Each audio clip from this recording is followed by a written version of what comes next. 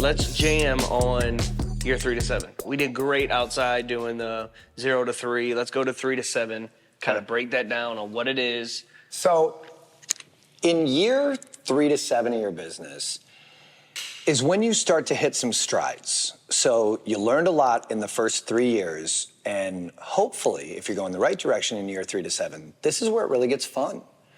You're hiring people, you're growing, maybe you're adding new services, maybe you're putting layers of management in place or hiring multiple employees where you just had one employee.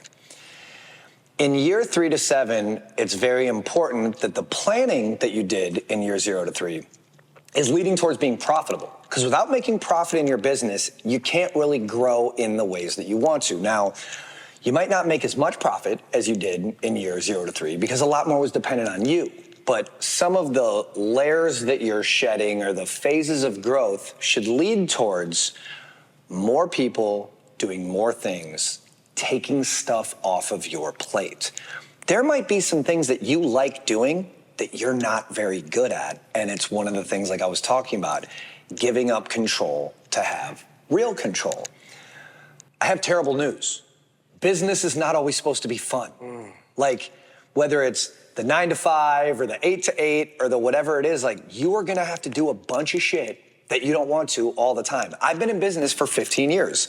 Today is Sunday. Tomorrow on Monday, I'm gonna do something that I don't wanna do or I'm not that great at. And this is 15 years in. It's realizing that your responsibility is holding yourself accountable for how much you want to grow your business. There's a saying, I think it was Teddy Roosevelt, one of the Roosevelts, it's like, comparison is the true thief of joy. And a lot of times, whether it's the internet or local competition or just stuff that you're looking at in your life, grass is always greener on the other side. I want this because I don't have it yet, that constant chase. And one of my big reflections after being an entrepreneur for 15 years is the practice of truly being in the moment. Everyone wants to grow. Everyone wants more customers. Everyone wants to make more money. But success to me, or my definition of success as it's changed, is I just want my business to be predictable. If my business is predictable and I know who's doing what job, who's responsible for what, where can I point out accountability, it allows me to spend my time where I really want to, which is not being in my business for 10 to 12 hours a day. And so when you realize the things that you're willing to give up control of, in your business, you need to focus on being profitable. And if you're going to this phase from year 0 to 3 to year 3 to 7, you have to ask yourself, am I profitable? Where can I make more revenue in my business to hire more people, to do the jobs required so we can meet the goals of where we want to grow? As I lay out the timeline of 0 to 3 years, 3 to 7 years, 7+ years, it's more creating a predictable system. I think I lived in one of my businesses in year 0 to 3 for like 7 years. But I was guilty of being the business owner that was skipping year 3 to 7 because I was still doing a lot of the stuff that I would give the advice to a business owner in year 0 to 3 to phase themselves out of. Like most good lessons in life, I share these things so that everyone watching this doesn't have to go through the same thing that I went through, because I think it's really easy to stay in our own way, especially when we're not allowing ourselves to be held accountable. We started the business. We're the visionary. We're the owner. Most times, everyone around us is looking to us for the answer. And until you give up control of, I don't need to be right. I just need someone to be right. I don't need this to go my way. I just need it to go the way that gets it done so it's a duplicatable process. For me, being an entrepreneur for 15 years, the last 3 years of my growth have been the biggest, the most substantial, but it's because all the things that I learned in the 12 years before that. So I'm as guilty as anyone of living in these phases for a little too long. Thus, the content we're putting out, which will hopefully allow some people, and I can't imagine everyone watching this is gonna just completely apply everything we're discussing, but why do you read books? Why do you find mentors? Why do you listen to podcasts? I just want someone to expedite the hard parts of things so I can learn from them. One of the things that I live by is steal like an artist. When you are an artist, it's not like you're coming up with everything from scratch. You're looking at things, your relationship, your love life, your pain, your joy, to get inspiration to paint something beautiful like one of these paintings behind us. When you give yourself permission to be inspired by others, you don't have to learn everything yourself. You can give yourself permission to get out of your own way, because sadly, we're not as much of a unique snowflake as we think we are. Most business owners or entrepreneurs that you look at, that you define as successful, have gone through a version of something you're already gonna go through. So how much pain do you want to endure? A lot of us, we like shit hard. We like to go through it ourselves. We like things to be painful because we learn from it. I think one of the biggest lessons I learned is like, I don't need to go through everything myself. I'm not as special as I think. I might have some things figured out. I might be good at some stuff. But when I truly realized that like, every mistake is not mine to be made.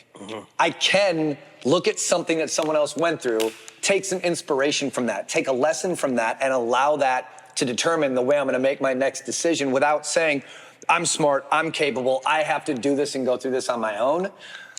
Not only do you have to give up control of the bad things, but you have to give up control of the good things also. And I think there's so many lessons out here in the world for us as visionaries, as entrepreneurs, as owners to learn from. But because what got us here won't get us there, a lot of times we feel like we have to endure this pain or this lesson or go through it on our own. When if you can be a little selfless, take a step back and just learn from other people, it'll expedite your growth. Let me ask you this. One thing that you said is like your 0 to 3, you sat there for 7 years. Yeah. Obviously, if you don't apply this, right? So necessarily when we're talking 0 to 3, 3 to 7, 7 to plus, it's not necessarily you have to stay there for 0 to 3 years. But also, do you feel that there is some maturity that you can't skip time, right? Is there a way if someone's in year 2 and they're applying what you need to do in year 3 to 7, right, in year 2 because they did year 0 and 1 so well, can you expedite time, or do you believe that there's just a sense of maturity and experience that you just must go through and you can't skip that? Well, so I'm living proof of it. Let's just talk revenue for a second. Not success, but like dollars generated by a business. The first business I ever started when I was 25, it took me 7 years to get to $1 million in revenue. The second business I started, it took me 5 years to get to do $1 million in revenue with that business. The third business that I've started, we did over $1 million in revenue our first actual year in business, and now we're doing over $1 million months in business. Wow. And it's not just because like, oh, I saw it once, I saw it twice, I was able to do it a third time, but the lessons along the way. Like, I also didn't hire almost 100 employees my 4th year in business for either of those 2 other companies, but it goes back to the level of problem you solve and the people required to solve that problem. I believe that the linear timelines that I lay out around this Dave theory is much more around my lessons, and if I was held responsible to duplicate something and do it again from everything that I've learned. Like, the reason I want to share all this is because not everyone has to go down the path that I did, or that someone that they define as, has what they want, or is successful, or is going in a direction that they admire. For me, it was like, I believe that a reasonable timeline towards success is defined by your goals. And depending on your industry, depending on the problems that you solve, there's a monetary goal, I believe, of any business owner hitting $1 million in revenue. But you got to ask yourself, like, based on where you're at with what you're doing, the $1 million shouldn't be the goal. For me, it was for a way too long of a time because I just thought something else happened there. Then when I realized it didn't, like, more zeros are just more problems. And when I reflect on the goal towards paying myself 100 grand, or doing $1 million in revenue, or hiring this many people, there's lessons to learn from the way other people did something. But I think if I could do something differently or reflect on it, I would have had better goals set the whole time. Not be running by, flying by the seat of my pants or shooting from the hip, because my path towards where I got, if I look back on it, just could have been a little bit more predictable. And the things that I understand now, whether I'm teaching them to my managers, people that I meet in masterminds, maybe one of my kids that wants to start a business, I think through my journey, I could just expedite some of the things by going back to the cliches that we hear in business, which are just simply like understanding your why, setting goals, holding yourself accountable for the things you're responsible for, as opposed to wearing every hat, fixing every problem myself, needing to do something like my way because it was something I was comfortable with. I don't need to be right. I just need someone to be right, and then give up control enough because I've set the goals, I've set the accountability charts, I've set the things that, like, when you go to the Warren Buffetts, the Mark Cubans, the people that have just created these very like predictable systems in business, I've learned that not everything has to be my way. I used to make everything my way because at least if it went wrong, I could take accountability for it. Or if it was right, I know I don't need to pat myself on the back that much. The thing is, if I give up control and other people are wrong, did I set the right expectations? Did I communicate properly? Becoming a better leader is as big of a part of the journey as every part of the timeline. So 0 to 3, 3 to 7, 7 plus.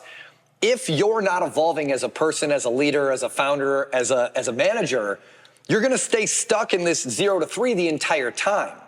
If you focus on getting better in 0 to 3, it allows you to get 3 to 7 faster. And then that's the beauty.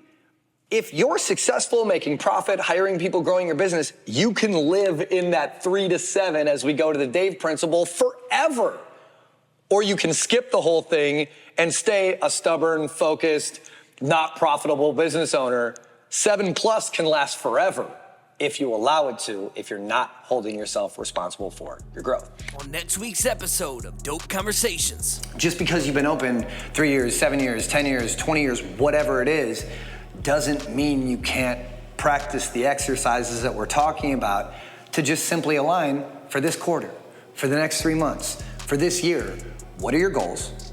What are you gonna put in place in order to be able to get back to that fun part of your business? Or if you haven't gotten there yet, what can you do to prepare so that you can tell the story that you want to?